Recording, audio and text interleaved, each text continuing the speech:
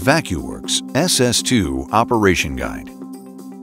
Connect the skid steer to the adapter plate.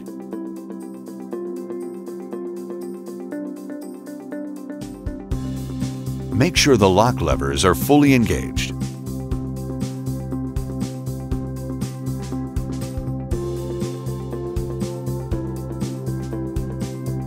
Connect the 3 hydraulic hoses to the skid steer using the supplied quick connects.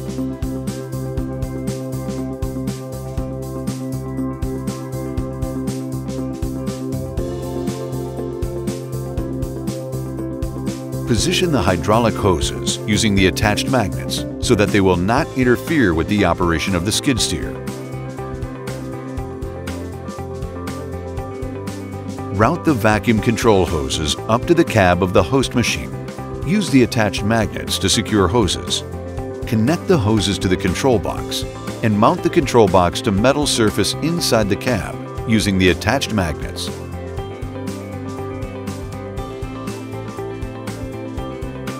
Lower the pad onto the material to be lifted, making sure it is positioned as close to the center as possible to keep the load balanced.